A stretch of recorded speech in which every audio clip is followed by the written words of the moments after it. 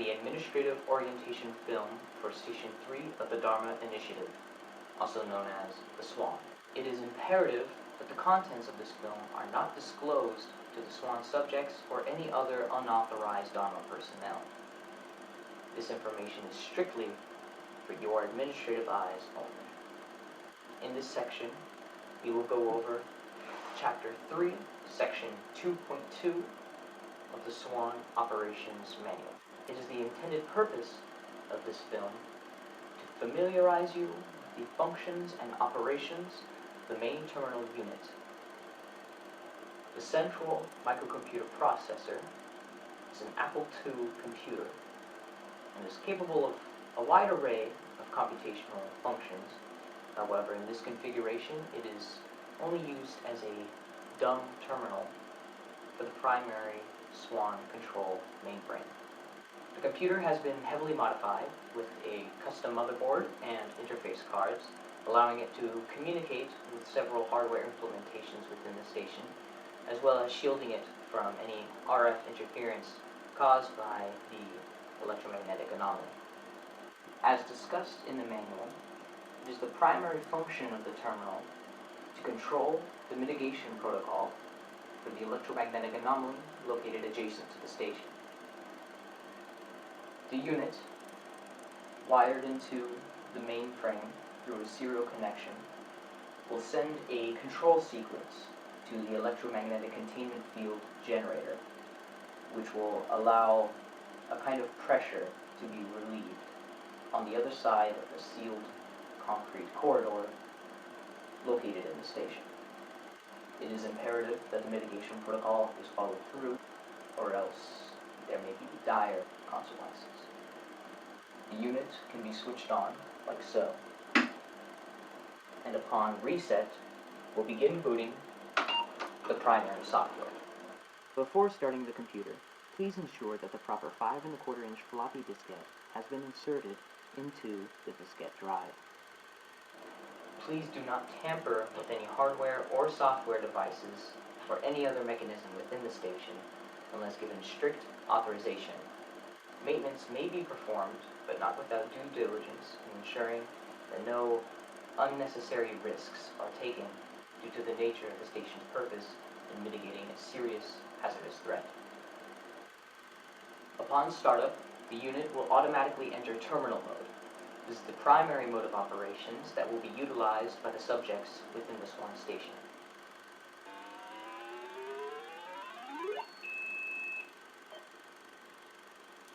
In terminal mode, the Swan subjects will be allowed to enter a control sequence which will reset an event timer located within the geodome.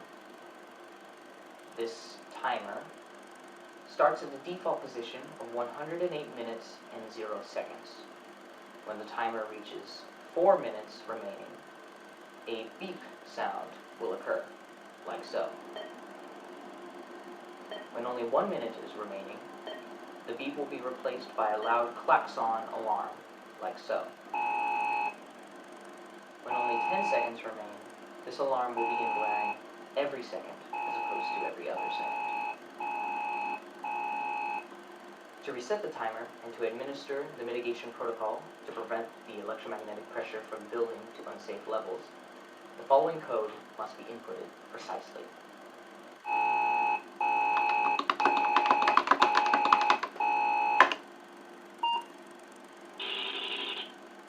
A number of debug commands are also made available to you, but should not be used unless necessary. The first of which will allow you to display a software timer above the input prompt, in the circumstance that the event timer above the geodome is compromised. To display the timer, simply enter the word show.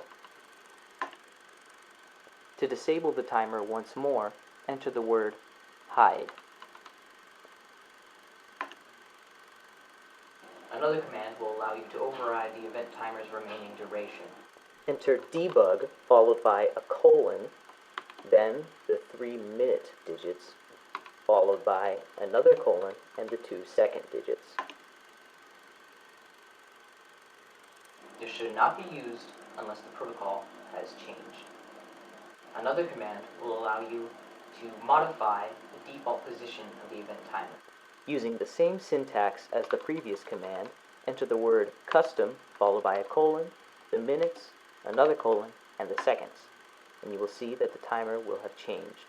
By entering the reset code, we can see that the return point has been updated with our desired time. Again, this command should not be used unless the protocol has changed. The last command will allow an automatic calculation between two set times in 24-hour format. This will allow the timer to essentially be used as a temporary alarm clock. Enter the word alarm, followed by a colon, and the current time in 24-hour format, followed by the destination time, separated with a dash. After pressing enter, we will see that the minutes will have been calculated. There are a number of additional protocols held within the main software that allow the computer unit to perform other duties that should only be conducted by you, the administrator of the facility. To enter administrative mode, simply hold down the escape key while the computer is loading its disk operating system. After holding down the key for a sufficient period of time, you will see that a Swan Station icon will begin loading on the screen.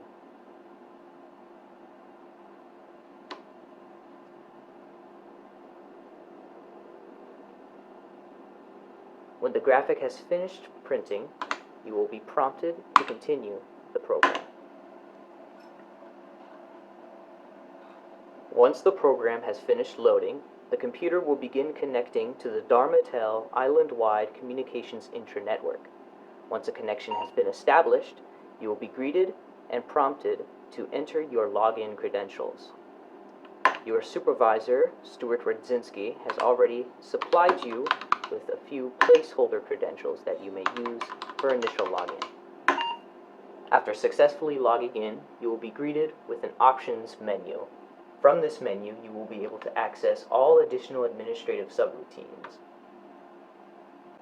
The first option will reactivate the terminal mode.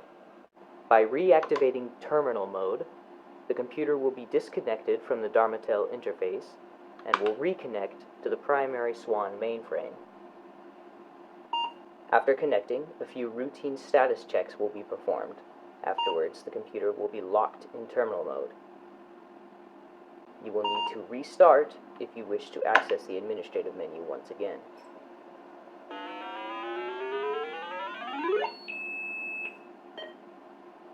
Option 2 will print a log of all accepted code entries, provided that a printer is connected to the computer. Option 3 will take the user to a sub-menu with multiple options. The supply management menu will allow you to submit a special requisition request. This memo will be submitted to the lamppost station for forwarding to the logistics warehouse located in Guam. Please take great care to ensure that no items of any frivolous nature are submitted through the requisitions process. Check the status of the periodic resupply drop. The periodic resupply drops are scheduled for every 6 to 8 months, during which they will be accompanied by a lockdown procedure. Several blast doors located within the station will descend, ensuring that the station is protected from any hostile ambush during the resupply transfer process. Report any problems within the station. To submit a maintenance request, enter 33. If there has been an incursion by the hostiles, enter 77. View a log of all previous memo communications, and of course, return to the main menu. Option 4 will allow for management of various administrative accounts stored in the computer's software. It is using this option that you will be prompted to reset your credentials to your proper personal information. Option 5 will allow interstation communication through a chat interface. To reiterate, in order to preserve the conditional variables of the experiment taking place here, it is absolutely vital that the station inhabitants do not communicate with the other stations. Please be advised that any of these protocols may be disabled remotely by your supervisor. In the event of a most dire emergency, in the case of which the mitigation protocol is unfeasible or improbable, a failsafe option has been made available. Located underneath magnetic tape unit number 1 within the geodome is an access hatch leading to a crawl space underneath the station. Located directly underneath the control terminal is an access point within which you will insert the failsafe key.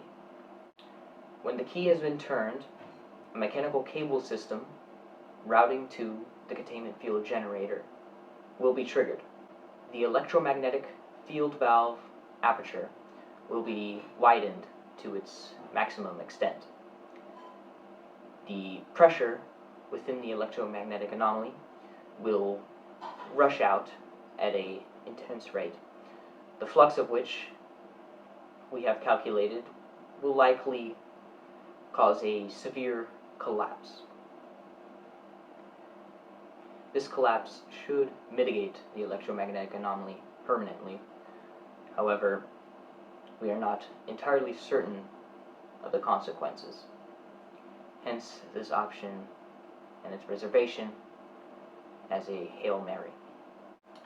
This concludes this section of the administrative orientation for the Swan.